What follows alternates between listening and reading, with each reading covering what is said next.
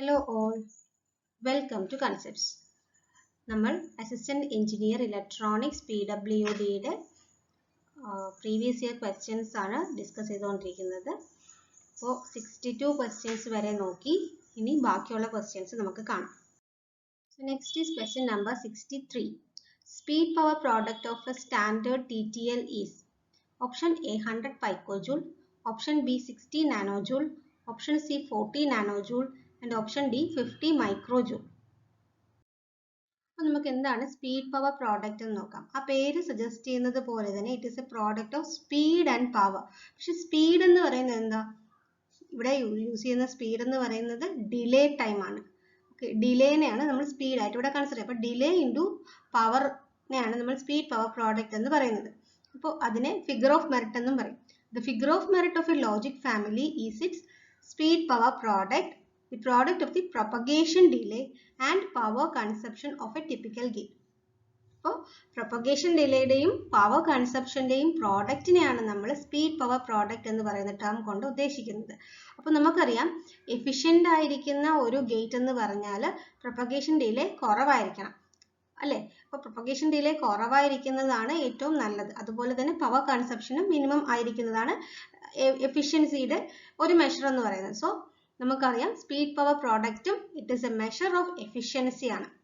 എപ്പോഴും speed power product minimum ആയിരിക്കുന്നതാണ് വളരെ നല്ലത്. കാരണം എന്താ, it is a product of propagation delay and power consumption. അത് തന്നെയാണ് എൻ്റെ റീസൺ. അപ്പോൾ ആ പ്രൊപ്പഗേഷൻ ഡിലേയും പവർ കൺസപ്ഷനും മിനിമം ആയിരിക്കുന്നതാണ് ഏറ്റവും നല്ലത്. അതിന് ഫിഗർ ഓഫ് മെറിറ്റ് എന്ന് പറയുന്നതും സ്പീഡ് പവർ പ്രോഡക്റ്റ് തന്നെയാണ്. ഓക്കെ, അപ്പോൾ it is a measure of efficiency. ഇത്രയും പോയിന്റ്സ് ഒന്ന് നോട്ട് ചെയ്ത് വെച്ചേക്കാം.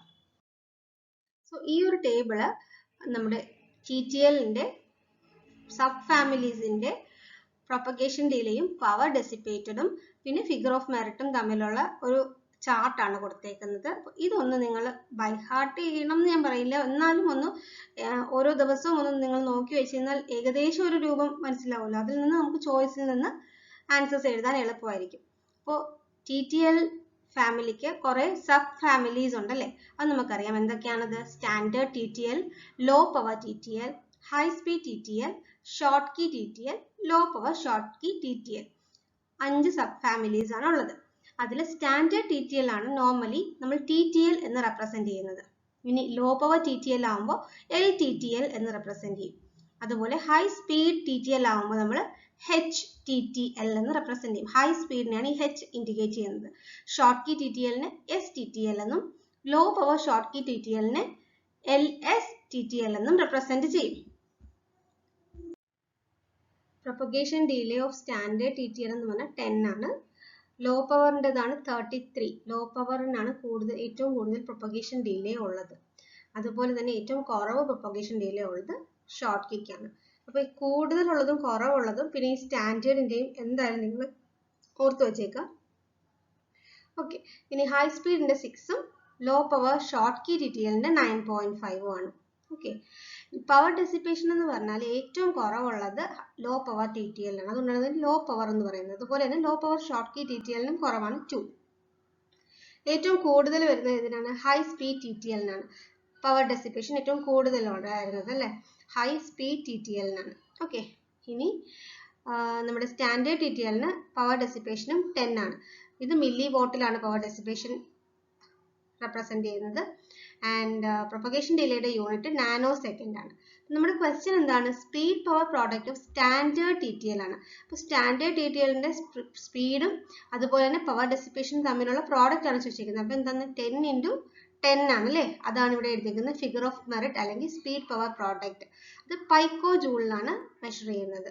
പൈക്കോ ജൂൾ, പൈക്കോ എന്ന് പറയുമ്പോൾ 10⁻12 വരും. ഓക്കെ, അപ്പോൾ അത് 100 പൈക്കോ ജൂളാണ്.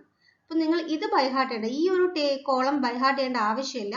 പവർ ഡെസിപ്പേഷനും പ്രൊപ്പഗേഷൻ ഡിലേയും അറിയാമെങ്കിൽ ഇത് നമുക്ക് കാൽക്കുലേറ്റ് ചെയ്യാവുന്നതേ ഉള്ളൂ. നമ്മുടെ question speed power product of standard TTL. അതിൻ്റെ ചോയ്സ്, റൈറ്റ് ചോയ്സ് എന്ന് പറഞ്ഞാൽ ഓപ്ഷൻ A ആണ്. 100 പൈക്കോ ജൂൾ ആണ്. പൈക്കോ എന്ന് പറയുമ്പോൾ 10⁻12 ആണ്. Next is question number 64. IOL of a standard TTL is nearly option A 42 microampere, option B 86 microampere, option C 16 microampere and option D 1.6 milliampere. എന്താണ് ഈ IOL എന്ന് പറഞ്ഞാൽ? IOL ഡിനോട്ട് ചെയ്യുന്നത് L stands for low level ആണ്. L stands for low level. Okay. And O stands for output. Okay. O stands for output. അതുപോലെ തന്നെ ഇനി IOH ഉണ്ട്. അവിടെയും സെയിം തന്നെയാണ്. O stands for output. പക്ഷേ H stands for high level. H stands for high level.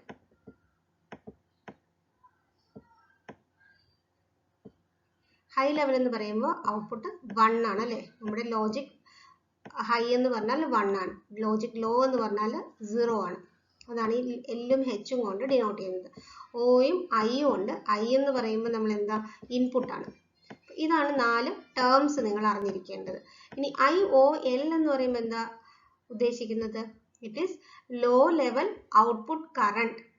ഒരു ഗേറ്റിന്റെ ഔട്ട്പുട്ടിൽ ലോ ലെവൽ ആകുമ്പോൾ, ലോ ലെവൽ എന്ന് പറയുമ്പോൾ 0 ആകുമ്പോൾ, ഔട്ട്പുട്ട് 0 ആകുമ്പോൾ, ഔട്ട്പുട്ട് ലോജിക് 0 ആകുമ്പോൾ അതിൽ കൂടെ ആ ലോജിക് ഗേറ്റിൽ നിന്ന് എത്രമാത്രം കറണ്ട് പുറത്തോട്ട് പോകുന്നു എന്നുള്ളതിനെയാണ് IOL എന്ന ടേം കൊണ്ട് ഇൻഡിക്കേറ്റ് ചെയ്യുന്നത്. എന്ന് പാരാമീറ്റർ കൊണ്ട് ഇൻഡിക്കേറ്റ് ചെയ്യുന്നത്. മനസ്സിലായോ?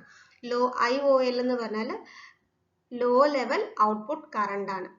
ഔട്ട്പുട്ടിൽ ലോ ആകുമ്പോൾ, ലോജിക് 0 ആകുമ്പോൾ ഉണ്ടാവുന്ന കറണ്ട് ആണ്. ഔട്ട്പുട്ടിൽ നിന്ന് ഒരു ലോജിക് ഗേറ്റിന്റെ ഔട്ട്പുട്ടിൽ നിന്ന് ഫ്ലോ ചെയ്യുന്ന കറണ്ടിനെയാണ് IOL എന്ന് റെപ്രസെന്റ് ചെയ്യുന്നത്. ഇനി IOH ഉണ്ട്. IOH എന്ന് പറയുമ്പോൾ എന്താ വരിക? IOH ഇതേപോലെ നമ്മൾ ഓർത്താൽ മതി. IOH എന്ന് പറയുമ്പോൾ ഹൈ ലെവൽ ഔട്ട്പുട്ട് കറണ്ട്. ഗേറ്റിന്റെ ഔട്ട്പുട്ടിൽ ഹൈ ആകുമ്പോൾ, ലോജിക് ഹൈ എന്ന് പറയുമ്പോൾ 1 അല്ലേ? ലോജിക് 1 ആകുമ്പോൾ ആ ഔട്ട്പുട്ടിൽ നിന്ന് ഫ്ലോ ചെയ്യുന്ന കറണ്ടിനെയാണ് IOH എന്ന് നമ്മൾ ഡിനോട്ട് ചെയ്യുന്നത്. ഓക്കെ. ഇനി ഇതുപോലെ തന്നെ IIL ഉണ്ട്. IIL എന്ന് പറയുമ്പോൾ എന്താണ്?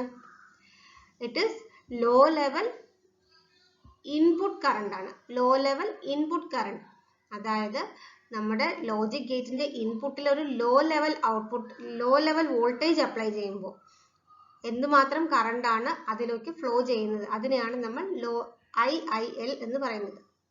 ഒന്നും കൂടെ പറയാം.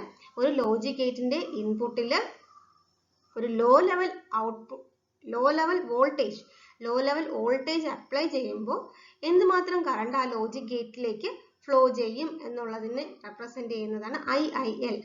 ഇനി അടുത്ത ടേം എന്ന് പറഞ്ഞാൽ IOL ആണ് അല്ലേ? IOL പറഞ്ഞു. IIH ആണ് അടുത്ത ടേം. IIH സിമിലർലി നമുക്ക് ഡിഫൈൻ ചെയ്യാം. എങ്ങനെയാണ്? It is A high level input current. നമ്മുടെ ഗേറ്റിന്റെ ഇൻപുട്ടിൽ ഒരു ഹൈ ലെവൽ വോൾട്ടേജ് അപ്ലൈ ചെയ്ത് കഴിയുമ്പോൾ എന്തുമാത്രം കറണ്ട് ആ ലോജിക് ഗേറ്റിലേക്ക് ഫ്ലോ ചെയ്യുന്നു എന്നുള്ളതാണ് IIH എന്ന ടേം കൊണ്ട് ഉദ്ദേശിക്കുന്നത്. ഇനി അടുത്തത് ഇതുപോലെ തന്നെ വോൾട്ടേജിനുണ്ട്. VOL ഉണ്ട്, VOH ഉണ്ട്, VOH. ഇനി VIL ഉണ്ട്, VIH ഉണ്ട്. VIL and VIH. Okay. So VOL എന്ന് പറഞ്ഞാൽ എന്താണ്? Low level output voltage. അതായത് it is the maximum voltage at the output of a logic gate which can be treated as logic 0. അതുകൊണ്ട് തന്നെ VOL-നെ VOL max എന്നാണ് നമ്മൾ represent ചെയ്യുന്നത്. VOL max എന്ന് റെപ്രസെന്റ് ചെയ്യും. കാരണം എന്താണ്? It is the maximum low level output voltage. maximum low level output voltage എന്താണിത്? maximum low level output voltage എന്ന് പറഞ്ഞാൽ ഒരു മാക്സിമം വോൾട്ടേജ് ഉണ്ട് ഔട്ട്പുട്ടിൽ, അതിന്റെ ബിലോയിൽ മാത്രമേ നമ്മൾ ലോജിക് 0 ആയിട്ട് കൺസിഡർ ചെയ്യാൻ പറ്റുള്ളൂ. ഓക്കെ. ആ മാക്സിമം വോൾട്ടേജ് വരെ ഉള്ളതിനെ മാത്രമേ ലോ ലെവൽ വോൾട്ടേജ് ആയിട്ട് അല്ലെങ്കിൽ ലോജിക് 0 ആയിട്ട് നമ്മൾ കൺസിഡർ ചെയ്യുള്ളൂ. അതുകൊണ്ടാണ് VOL മാക്സ് എന്ന് നമ്മൾ റെപ്രസെന്റ് ചെയ്യുന്നത്. ഇനി VOH എന്താണ്? അതും ഹൈ ലെവൽ ഔട്ട്പുട്ട് വോൾട്ടേജ് ആണ്. It is high level output voltage ആണ്. അതിനെ നമ്മൾ റെപ്രസെന്റ് ചെയ്യുന്നത് VOH min എന്നാണ്. മിനിമം, അതായത് ഒരു മിനിമം വോൾട്ടേജ്, ഔട്ട്പുട്ടിൽ ഒരു മിനിമം വോൾട്ടേജിന്റെ എബോവ് ആയാൽ മാത്രമേ നമ്മൾ അതിനെ ലോജിക് ഹൈ അല്ലെങ്കിൽ ലോജിക് 1 ആയിട്ട് ട്രീറ്റ് ചെയ്യുള്ളൂ. എത്രയോ ഒരു മിനിമം വോൾട്ടേജ് ഉണ്ട്, ആ മിനിമം വോൾട്ടേജിന്റെ എബോവ് ആയാൽ മാത്രമേ നമ്മൾ അതിനെ ലോജിക് 1 ആയിട്ട് ട്രീറ്റ് ചെയ്യുള്ളൂ. ആ ഒരു മിനിമം വോൾട്ടേജിനെയാണ് VOH മിനിമം എന്ന് പറയുന്നത്. ഇനി VIL-നെ എങ്ങനെ നമുക്ക് പറയാം? VIL മാക്സിമം എന്ന് പറയാം അല്ലെ? VIL maximum. എന്താണ് VIL maximum? It is the maximum input voltage. Low level input voltage. Maximum low level input voltage. ഒരു maximum input voltageന്റെ താഴെയുള്ള വോൾട്ടേജിനെ മാത്രമേ നമ്മൾ ലോജിക് 0 ആയിട്ട് കൺസിഡർ ചെയ്യുള്ളൂ. ഓക്കെ, അതിനാണ് VIL എന്ന് നമ്മൾ പറയുന്നത്. അതുപോലെ തന്നെയാണ് VIH. VIH-നെ നമ്മൾ VIH മിനിമം എന്ന് പറയും. Minimum input voltage which can be treated as എന്താണ്? ലോജിക് 1.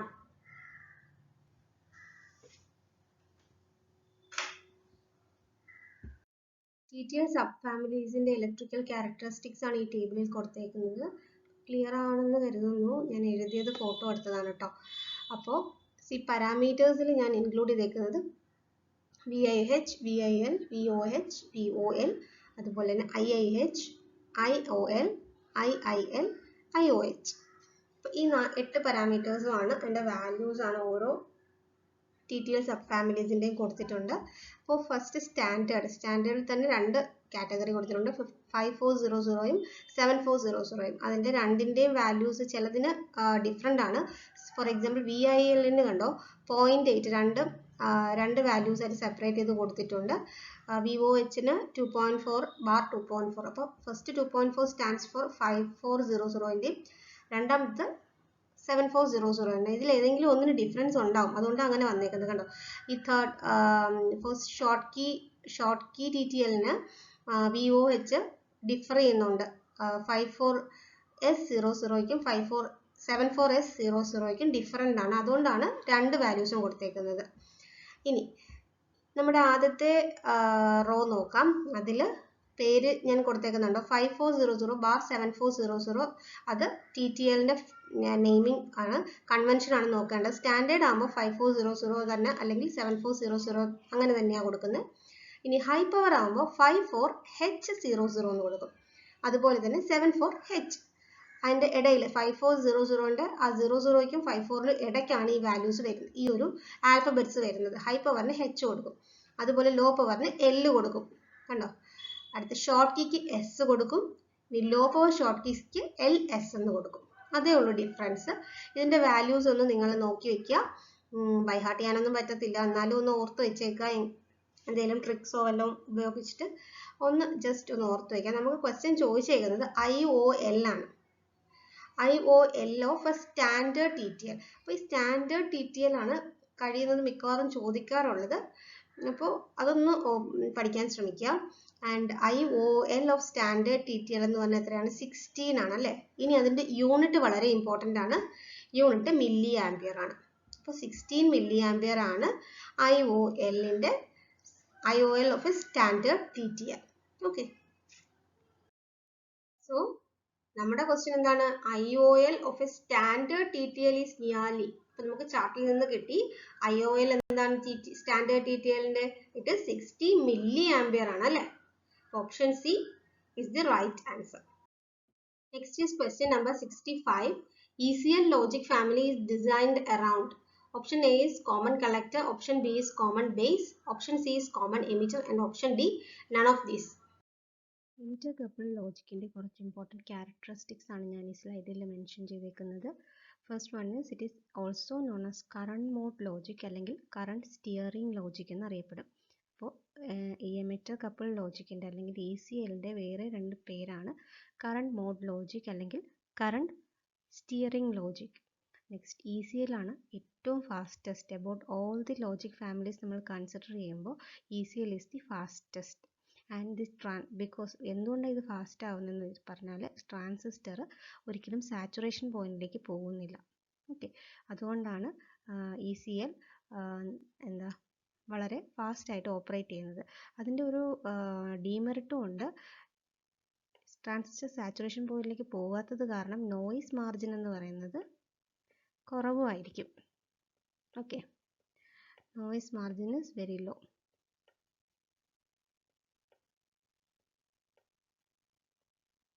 ആണ്.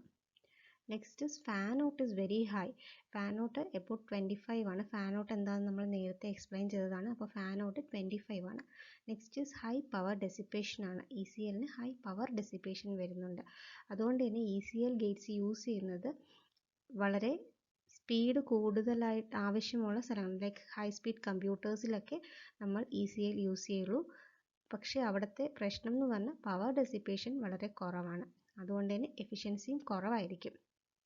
Okay, next is logic levels are negative. അതൊരു വേറൊരു വളരെ ഇമ്പോർട്ടൻ്റ് ആയിട്ടുള്ള ക്യാരക്ടറിസ്റ്റിക്സ് ആണ്. ലോജിക് ലെവൽസ് നെഗറ്റീവ് ആണ്. അതുകൊണ്ട് തന്നെ ഇത് ECL ഗേറ്റ് വേറെ ഉള്ള ലോജിക് ഫാമിലീസുമായിട്ട് കമ്പൈൻ ചെയ്ത് വർക്ക് ചെയ്യാൻ പറ്റില്ല. കാരണം 0 ലെവൽ എന്ന് പറയുമ്പോൾ -1.7 വോൾട്ടും 1 എന്ന് പറയുമ്പോൾ -0.9 വോൾട്ടുമാണ് വരുന്നത്. ലോജിക് ലെവൽസ് നെഗറ്റീവ് ആയത് കാരണമാണ് അത് വേറെ ലോജിക് ഫാമിലിയുമായിട്ട് കമ്പൈൻ ചെയ്ത് വർക്ക് ചെയ്യാൻ പറ്റാത്തത്. ഇതാണ് എമിറ്റർ കപ്പിൾ ലോജിക്കിൻ്റെ ഫിഗർ. ഈ ഫസ്റ്റ് സെക്ഷൻ എന്ന് പറഞ്ഞാൽ ഡിഫറൻഷ്യൽ ആംപ്ലിഫയർ സെക്ഷൻ ആണ്. അടുത്ത് ഔട്ട്പുട്ട് എന്ന് പറയുമ്പോൾ എമിറ്റർ ഫോളോവർ സെക്ഷൻ ആണ്. ഞാൻ ഡീറ്റെയിൽഡ് ആയിട്ടൊന്നും ഇതിൽ പോകുന്നില്ല, നമുക്ക് ആവശ്യമുള്ളത് മാത്രമേ പറയുന്നുള്ളൂ. അപ്പോൾ ഫസ്റ്റ് ഇൻപുട്ട് സെക്ഷൻ എന്ന് പറയുമ്പോൾ ഡിഫറൻഷ്യൽ ആംപ്ലിഫയർ ആണ്. പിന്നെ output section is emitter follower ആണ്. എമിറ്റർ ഫോളോവർ എന്ന് പറയുമ്പോൾ നമുക്കറിയാം it is common collector configuration ആണ് അല്ലേ. അപ്പോൾ അത് രണ്ടും നിങ്ങൾ ഓർത്ത് വെച്ചേക്കാം. നമ്മുടെ ക്വസ്റ്റ്യൻ എന്താണ്? ECL logic family is designed around options A common collector, B common base, common emitter and none of these ആണല്ലേ. അപ്പോൾ നമുക്കറിയാം എമിറ്റർ കപ്പിൾ ലോജിക്കിലുള്ളത് രണ്ട് കോമൺ കളക്ടർ, എമിറ്റർ ഫോളോവേഴ്സ് ആണ്. അതുകൊണ്ട് തന്നെ ഓപ്ഷൻ എ ആണ് റൈറ്റ് ആൻസർ ആയിട്ട് വരിക. Next is question number 66. A combination logic which has n inputs and 2 raised to n outputs is a option A multiplexer, option B demultiplexer, option C decoder and option D encoder. Encoder അല്ലെങ്കിൽ കോഡർ. നമുക്ക് തന്നേക്കുന്ന 4 ചോയ്സസിൻ്റെയും input output combinations ആണ് ഇവിടെ കൊടുത്തേക്കുന്നത്. ഒരു multiplexer എന്ന് പറഞ്ഞാൽ എന്താണ്? കുറേ മൾട്ടിപ്പിൾ ഇൻപുട്ട് സിഗ്നൽസ് ഉണ്ടാവും. നമ്മുടെ ഔട്ട്പുട്ട് എന്ന് പറഞ്ഞാൽ സിംഗിൾ ആയിരിക്കും അല്ലേ. കുറേ സിഗ്നൽസിനെ മൾട്ടിപ്ലെക്സ് ചെയ്തിട്ടാണ് ഔട്ട്പുട്ടിൽ കിട്ടുന്നത്. അപ്പം മൾട്ടിപ്ലെക്സർ എന്ന് പറയുമ്പോൾ 2 raised to n ഇൻപുട്ട്സ് ഉണ്ടാവും, പക്ഷേ ഒരു ഔട്ട്പുട്ടേ ഉണ്ടാവുള്ളൂ. അതിന് n സെലക്ട് ലൈൻസും കൂടെ ഉണ്ടാവും മൾട്ടിപ്ലെക്സറിന്. നിങ്ങൾക്ക് മൾട്ടിപ്ലെക്സറിൻ്റെ ഒക്കെ ബ്ലോക്ക് ഡയഗ്രാം ഓർമ്മ ഉണ്ടാവും. ഇങ്ങനെയാണ് ഒരു മക്സ് ഇതാണെങ്കിൽ നമ്മൾ എഴുതുന്നത് 2 raised to n is to 1 എന്നാണ് മക്സിൻ്റെ അകത്ത് എഴുതുന്നത് അല്ലേ. അപ്പോൾ ഇവിടെ 2 raised to n ഇൻപുട്ട് ഉണ്ടാവും, അതുപോലെ n സെലക്ട് ലൈൻസ് ഉണ്ടാവും. ആൻഡ് ഔട്ട്പുട്ട് എന്തായിരിക്കും? സിംഗിൾ ഔട്ട്പുട്ട് ആയിരിക്കും അല്ലേ. ഇത് ഇൻപുട്ട്, ഇത് output, and this is select lines. അങ്ങനെ. ഇനി ഡീമൾട്ടിപ്ലെക്സർ ആകുമ്പോൾ നേരെ ഓപ്പോസിറ്റ് ആയിരിക്കും. ഒരു ഇൻപുട്ട് ഒന്നായിരിക്കും, 2 raised to n ഔട്ട്പുട്ട് ആയിരിക്കും, അതുപോലെ തന്നെ സെലക്ട് ലൈൻസ് n തന്നെ ആയിരിക്കും. ഇനി ഡീകോഡർ എന്ന് പറയുമ്പോൾ എന്താണ്? അതിന് സെലക്ട് ലൈൻസ് ഒന്നുമില്ല, പകരം n is to 2 raised to n എന്നാണ് നമ്മൾ എഴുതുക. അപ്പോൾ n 2 ആണെങ്കിൽ, n is equal to 2 ആണെങ്കിൽ,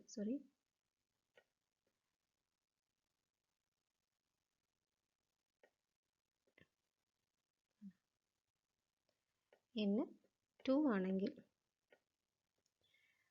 നമുക്ക് n ഇവിടെ 2 വരും, ഔട്ട്പുട്ടിൽ 4 ഔട്ട്പുട്ട് ഉണ്ടാവും അല്ലേ.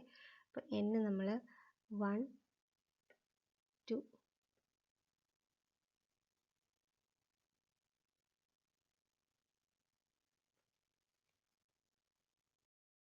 ഔട്ട്പുട്ട് 1 2 3 4 അങ്ങനെയാണ് വരിക.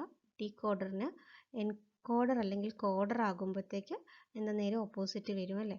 2 raised to n ഇൻപുട്ട്സ് വരും, അതുപോലെ തന്നെ n ഔട്ട്പുട്ട്സും വരും. ഓക്കെ, ഇതിൻ്റെ ഡീറ്റെയിൽസ് ഒന്നും ഞാൻ പറയുന്നില്ല, ജസ്റ്റ് ആ ഒരു ഓവർവ്യൂ മാത്രമേ പറയുന്നുള്ളൂ. കൂടുതൽ ഡീറ്റെയിൽസ് ഡിജിറ്റലിൻ്റെ ഉള്ള ക്ലാസ്സുകളിൽ നമുക്ക് എടുക്കാം. നമ്മുടെ ക്വസ്റ്റ്യൻ എന്താണ്? n ഇൻപുട്സും 2n ഔട്ട്പുട്സും ഉള്ള കോമ്പിനേഷൻ ലോജിക് സർക്യൂട്ട് ഏതാണെന്ന് ചോദിച്ചേക്കുന്നത്. അപ്പോൾ n ഇൻപുട്സും 2n ഔട്ട്പുട്ട് ഉള്ളത് ഡീകോഡർ ആണ് അല്ലേ? Right option is option C. Next question is question number 67. If 2 microsecond is the clock period, conversion time of a counter ramp ADC of 4 bits is around. Option A 8 microsecond, option B 30 microsecond, option C 2 microsecond and option D 40 microsecond. ഒരു counter ramp A D സിയുടെ conversion time എന്ന് പറയുമ്പോൾ 2n-1 into T S ആണ്. ഇവിടെ n എന്ന് പറഞ്ഞ number of ബിറ്റ്സും T S എന്ന് പറഞ്ഞാൽ ക്ലോക്കിൻ്റെ പീരീഡുമാണ്. അപ്പോൾ നമുക്ക് ക്ലോക്ക് പീരീഡ് അറിയാം. ക്ലോക്ക് പീരീഡ് എന്താണ് തന്നേക്കുന്നത്? ക്ലോക്ക് പീരീഡ് 2 മൈക്രോ സെക്കൻഡ്സ് എന്നാണ് തന്നേക്കുന്നത് അല്ലേ? ആൻഡ് ബിറ്റ്സും അറിയാം 4 ആണെന്ന്. അപ്പോൾ നമുക്കിത് കൺവേർഷൻ ടൈം കണ്ടുപിടിക്കാൻ പറ്റില്ലേ? 2⁴ എന്ന് പറയുമ്പോൾ എത്ര കിട്ടും? 16. 16 - 1 ഇൻറ്റു ടി എസ് എത്രയാണ്? 2 മൈക്രോ സെക്കൻഡ്. 2 ഇൻറ്റു 10⁻⁻6 ആണല്ലേ മൈക്രോ സെക്കൻഡ് എന്ന് പറയുമ്പോൾ. അപ്പോൾ നമുക്ക് എന്താ വരിക? 15 ഇൻറ്റു 2 അതായത് 30 മൈക്രോ സെക്കൻഡ് എന്ന് വരും ആൻസർ അല്ലേ? ചോയ്സ് എന്താണെന്ന് നോക്കാം. So option B 30 micro second ആണ് റൈറ്റ് ആൻസർ ആയിട്ട് വരിക. Next question is question number 68. Frequency compensation is used in operational amplifiers for option A higher bandwidth, option B higher slew rate and option C higher gain and option D higher stability. Operational amplifiers frequency compensation use ചെയ്യാനുള്ള reasons ആണ് ഇവിടെ list ചെയ്തേക്കുന്നത്. First one എന്ന് പറയുമ്പോൾ to avoid unintentional creation of positive feedback which will cause amplifier to oscillate.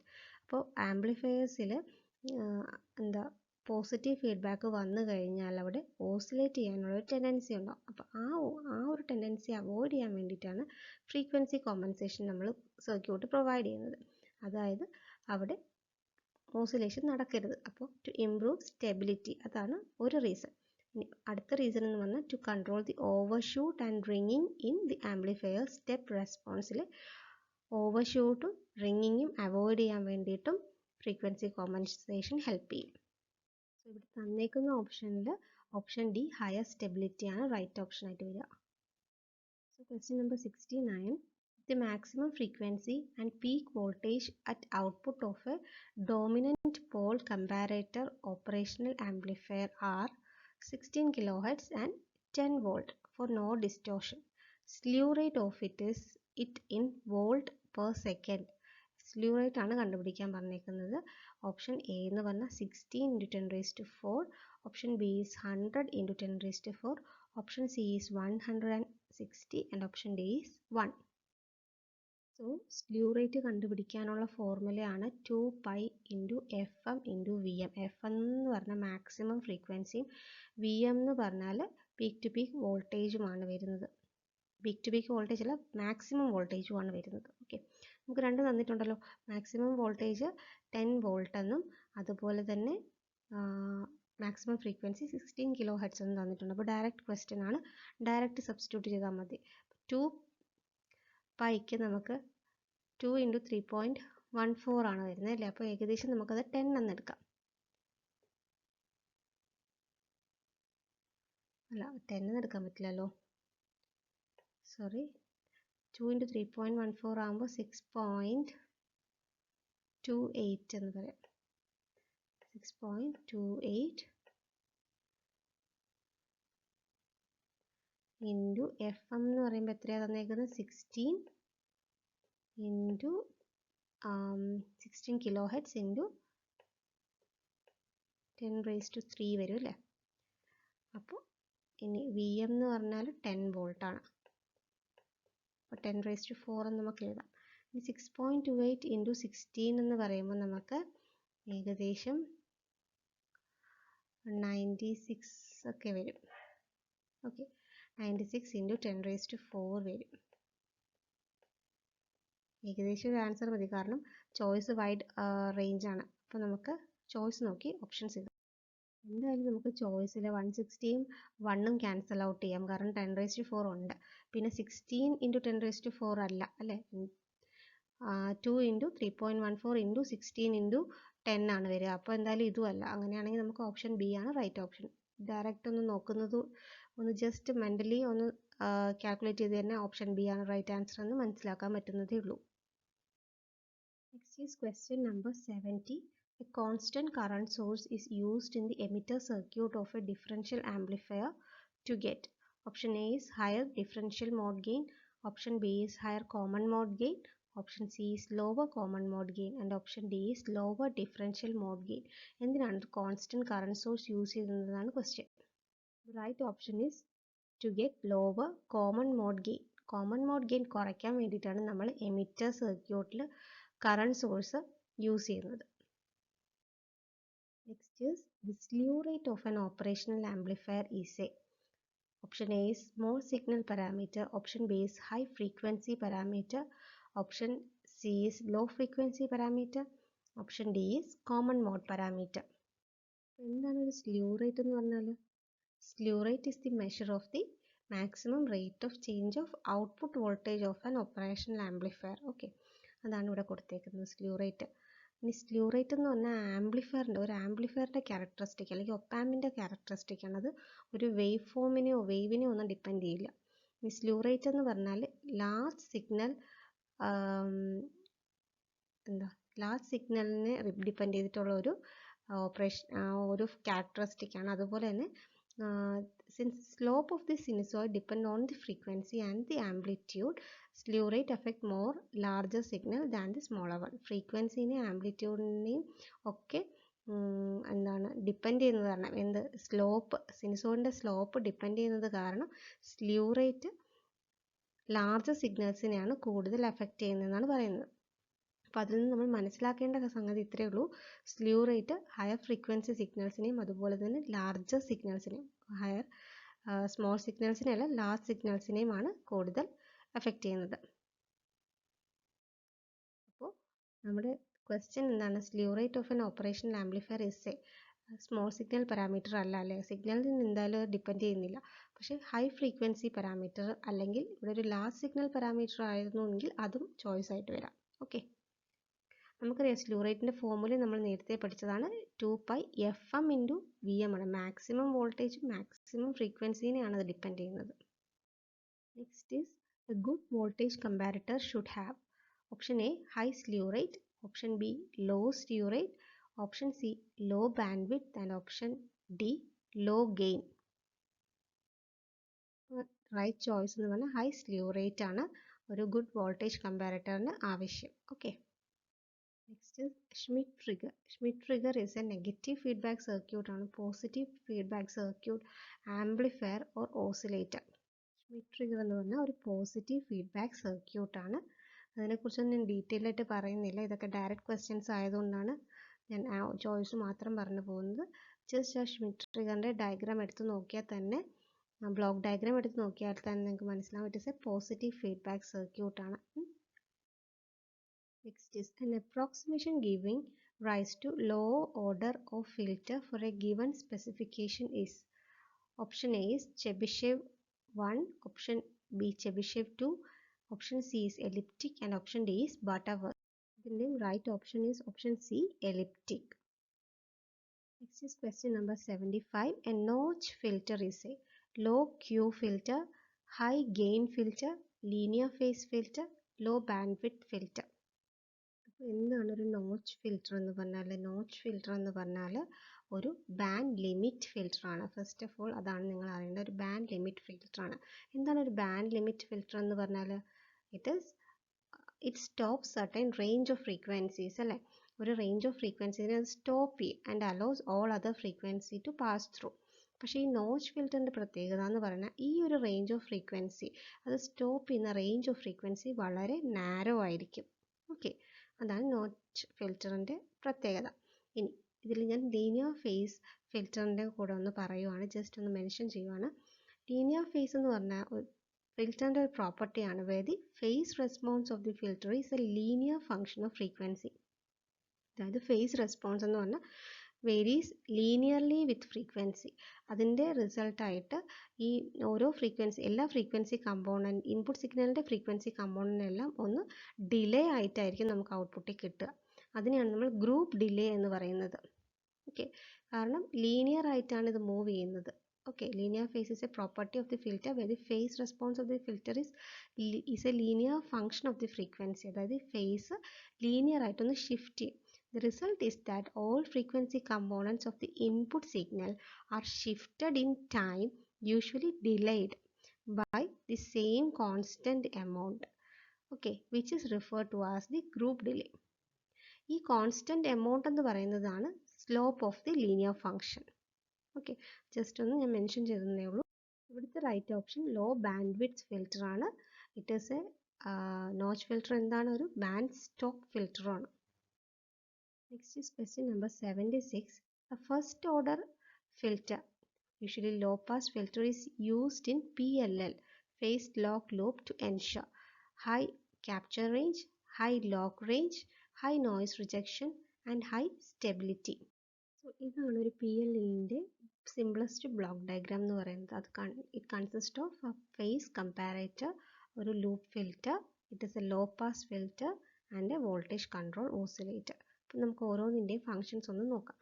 Face comparator എന്ന് പറയുമ്പോൾ input വോൾട്ടേജിൻ്റെ ഫ്രീക്വൻസിയും അതുപോലെ തന്നെ ഔട്ട്പുട്ട് VCOയുടെ ഫ്രീക്വൻസിയും തമ്മിൽ കമ്പയർ ചെയ്തിട്ട് അതിൻ്റെ ഫേസ് ഡിഫറൻസിന് കറസ്പോണ്ടിങ് ആയിട്ടുള്ള ഒരു വോൾട്ടേജ് ഇവിടുത്തെ ഔട്ട്പുട്ടായിട്ട് വരും.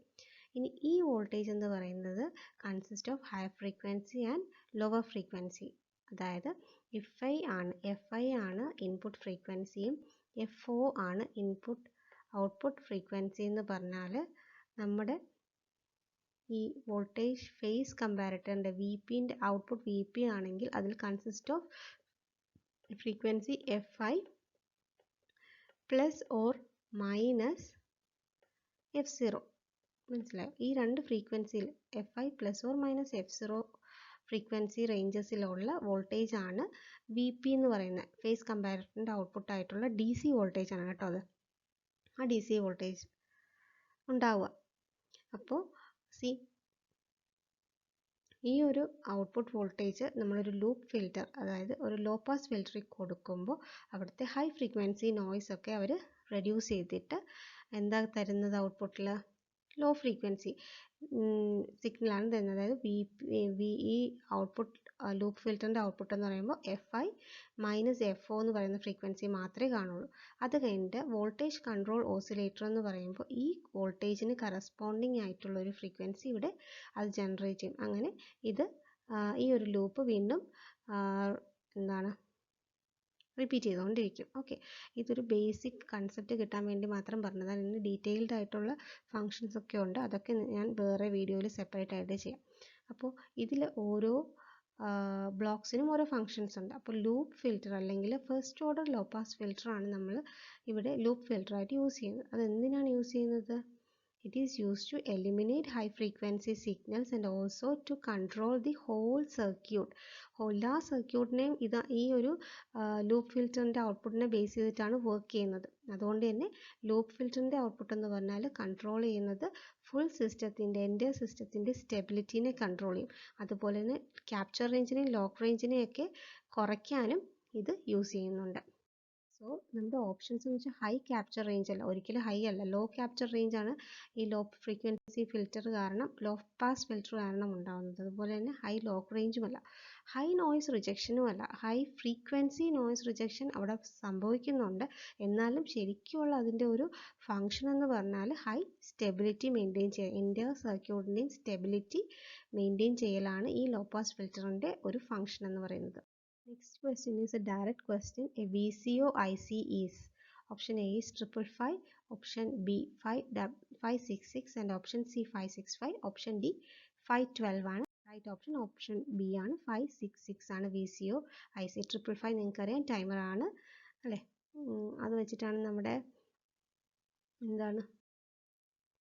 സ്റ്റേബിൾ, മോണോസ്റ്റേബിൾ, അതുപോലെ ഷ്മിറ്റ് ട്രിഗറൊക്കെ ഡിസൈൻ ചെയ്യാൻ വേണ്ടിയിട്ടുള്ള ടൈമറാണ് നമ്മുടെ 555 എന്ന് പറയുന്ന IC. 566 ആണ് voltage control oscillator. Next question is 78. Intrinsic impedance of free spaces. വീണ്ടും ഡയറക്റ്റ് ക്വസ്റ്റ്യൻ ആണ്. Option A 125, option B 120, option C 65 and option D 75 ആണ്. റൈറ്റ് ഓപ്ഷൻ A 120 പൈ ആണ്, അല്ലെങ്കിൽ 377 ഓം എന്നും നമുക്ക് പറയാം. Next is distilled water is A. Option A good dielectric, option B poor dielectric, option C good magnetic. അങ്ങനെയുള്ളൂ. Option D is good semiconductor. It is a poor dielectric ആണ് distilled water എന്ന് പറയുന്നത്. Next is an active transducer is A. അപ്പോൾ transducer എന്ന് പറഞ്ഞാൽ എന്താണ്?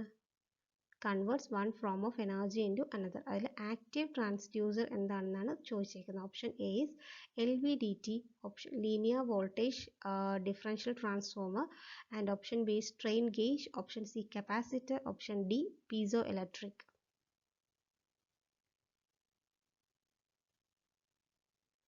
നമുക്ക് active ട്രാൻസ്ഡ്യൂസറിനെ കുറിച്ച് കുറച്ച് പോയിന്റ്സ് നോക്കാം. Active transducer is a transducer which converts the non electrical quantity into an electrical quantity. ഒരു നോൺ ഇലക്ട്രിക്കൽ ക്വാണ്ടിറ്റീനെ ഇലക്ട്രിക്കൽ ക്വാണ്ടിറ്റി ആയിട്ട് കൺവേർട്ട് ചെയ്യുന്ന ഒരു ട്രാൻസ്ഡ്യൂസറിനെയാണ് ആക്റ്റീവ് ട്രാൻസ്ഡ്യൂസർ എന്ന് പറയുന്നത്. It is also called self generating type transducer എന്നും പറയാറുണ്ട്. ഇനി പാസീവ് ട്രാൻസ്ഡ്യൂസർ എന്താണ്? പാസീവ് ട്രാൻസ്ഡ്യൂസറിന് ഒരിക്കലും സെൽഫായിട്ട് ഇങ്ങനെ നോൺ ഇലക്ട്രിക് ക്യാരക്ടറിനെ ഇലക്ട്രിക് ക്വാണ്ടിറ്റി ആയിട്ട് കൺവേർട്ട് ചെയ്യാൻ പറ്റില്ല. പക്ഷേ അതിന് ഒരു ഓക്സിലറി അല്ലെങ്കിൽ എക്സ്റ്റേണൽ പവർ സപ്ലൈ വേണം ട്രാൻസ്ഡ്യൂസറായിട്ട് വർക്ക് ചെയ്യാൻ വേണ്ടിയിട്ട്. ഓക്കെ, സോ നെക്സ്റ്റ് ഇതിൻ്റെ ചോയ്സ് ഓപ്ഷൻ എന്ന് പറഞ്ഞാൽ ഓപ്ഷൻ ഡി പീസോ ഇലക്ട്രിക് ആണ്. ഇനി LVDT എന്ന് പറഞ്ഞാൽ എന്താണ്? It generally uses A it is a linear voltage differential transformer ആണ്. മെക്കാനിക്കൽ സ്ട്രെസ് അല്ലെങ്കിൽ പ്രഷറിനെ ഇലക്ട്രിക്കൽ എനർജി ആയിട്ട് കൺവേർട്ട് ചെയ്യാണ് LVDT ചെയ്യുന്നത്. പക്ഷേ അതൊരു പാസീവ് ട്രാൻസ്ഡ്യൂസർ ആണ്. ഓക്കെ, ഇനി സ്ട്രെയിൻ ഗേജ് എന്ന് പറഞ്ഞാൽ എന്താണ്? ഇറ്റ് ഈസ്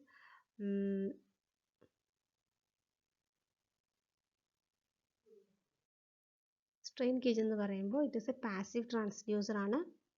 അതുപോലെ തന്നെ അതെന്തിനാണ് യൂസ് ചെയ്യുന്നത്? മെക്കാനിക്കൽ ഡിസ്പ്ലേസ്മെൻറ്റിനെ റെസിസ്റ്റൻസിൻ്റെ ചേഞ്ച് ആയിട്ട് കൺവേർട്ട് ചെയ്യുകയാണ് ചെയ്യുന്നത്. ഓക്കെ,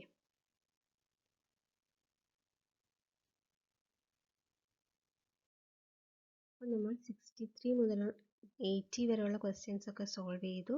അപ്പോൾ ഈ ഒരു പ്രീവിയസ് ഇയർ ക്വസ്റ്റ്യൻ്റെ ഇനി 20 ക്വസ്റ്റ്യൻസ് മാത്രമേ ഉള്ളൂ റിമൈനിങ്. അത് നമുക്കൊരു വീഡിയോയും കൂടെ ആക്കിയിട്ട് കംപ്ലീറ്റ് ചെയ്യാം. അപ്പോൾ ഇനി അടുത്ത വീഡിയോസൊക്കെ നമുക്ക് ചെറിയ ചെറിയ സെക്ഷൻസ് ആയിട്ട് അല്ലെങ്കിൽ മോഡ്യൂൾസ് ആയിട്ട് എക്സ്പ്ലെയിൻ ചെയ്യാം. അപ്പോൾ ഇച്ചിരി കൂടുതൽ സമയമെടുത്ത് നമുക്ക് ഓരോ ക്വസ്റ്റ്യനും എക്സ്പ്ലെയിൻ ചെയ്യാൻ പറ്റും. ഐ തിങ്ക് ഇങ്ങനെ എക്സ്പ്ലെയിൻ ചെയ്ത് പോകുന്നതായിരിക്കും നിങ്ങൾക്കും എളുപ്പം. ടോപ്പിക് വൈസ് ഉള്ള വീഡിയോസ് ആണോ വേണ്ടത്, അതോ ഇതുപോലെ പ്രീവിയസ് ഇയർ ക്വസ്റ്റ്യൻസ് സോൾവ് ചെയ്ത് അതിൻ്റെ കൂടെ തന്നെ കൺസെപ്റ്റും കൂടെ പറഞ്ഞു പോകുന്ന രീതിയാണോ വേണ്ടതെന്ന് നിങ്ങൾ കമൻറ്റ് ചെയ്യുക. അപ്പോൾ നിങ്ങൾക്ക് ഇതിൽ എന്തെങ്കിലും ഡൗട്ട് ഉണ്ടെങ്കിലും ജസ്റ്റ് ഒന്ന് കമൻറ്റ് ചെയ്യാം. അപ്പോൾ ഇത്രയൊക്കെയുള്ളൂ. ഇനി അടുത്ത വീഡിയോ ഉടനെ 2 ദിവസത്തിനുള്ളിൽ തന്നെ ഇടാൻ നോക്കാം. വീഡിയോ ഇഷ്ടപ്പെട്ടിട്ടുണ്ടെങ്കിൽ ലൈക്ക് ചെയ്യുക, ഷെയർ ചെയ്യുക, അതുപോലെ തന്നെ സബ്സ്ക്രൈബും ചെയ്യുക. Thank you all.